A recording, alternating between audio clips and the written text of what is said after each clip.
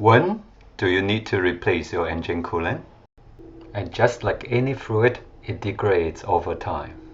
Welcome to Professor's Garage. In this video, we are going to address this important question and guide you through the process of replacing engine coolant on this 2010 Honda Odyssey. Let's dive in. First, let's establish the recommended coolant replacement interval for Honda vehicles. Unlike other manufacturers, Honda typically suggests changing the coolant every 60,000 miles or every 5 years, whichever comes first. It has been almost 5 years and 50,000 miles since my last timing belt replacement and engine replacement job, and it's time to refresh it. Before we begin, safety is number one. Make sure the engine and the radiator have cooled down completely to avoid any accident. I raised my vehicle from the front to give me enough clearance to access the drain plug or petcock. However, this is not necessary on some vehicles, because on some Honda models, you may be able to access from above. Put a catch pan under the radiator drainage. Here is the angle from above. From under the car. So there's a hole on the right side of the car, and you can access the radiator and the petcock. Turn this counterclockwise to open the drainage. So I turn it counterclockwise. To help this drainage, I'm going to open the radiator cap from above.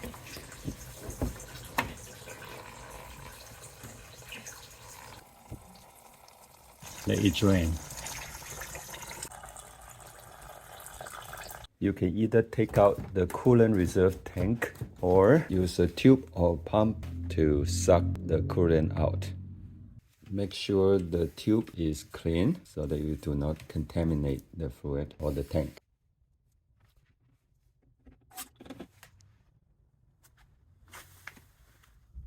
Now it's finished draining. Turn the petcock clockwise to tighten it. Now we are ready to add fresh coolant. For this vehicle is the Honda Type 2. Put coolant in the reservoir. For this job, I highly recommend the no spill funnel. Find the correct adapter for your vehicle.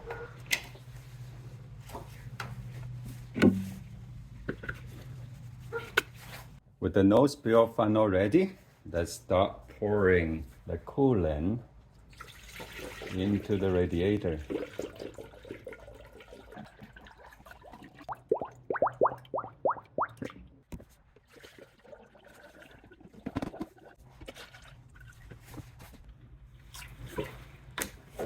Give an extra amount in the funnel so we'll be able to bleed the air from the coolant.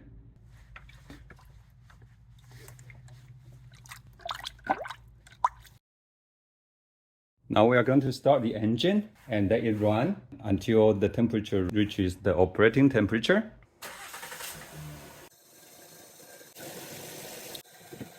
The heating to the highest, and we are going to rev up the engine to 2,500 RPM until it reaches the operating temperature. In that case, coolant is going to circulate in the system and air bubble will be able to come out from the no spill funnel. Squeeze the hose, which is very hot right now, so you better have some gloves to protect yourself. Check coolant in the funnel. If needed, you can add more coolant in it, but I have more than enough here. The air is fully bleeded from the system and the engine has reached the operating temperature. I think it's done and you can shut off the engine. Now we can plug the funnel. Make sure it's secure and then remove the funnel. This is a new coolant, so you can still put it back into the container. Remove the adapter.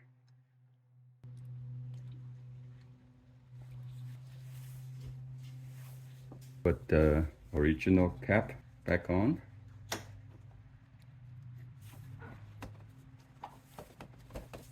Double check leaks and you are good to go.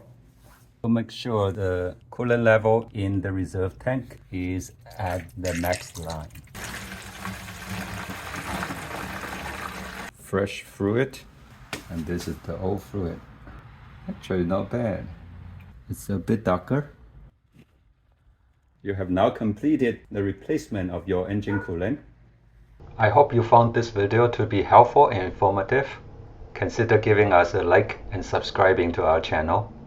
If a professor can do it, you can do it. Until next time, may the Lord bless you and grant you peace. 平安。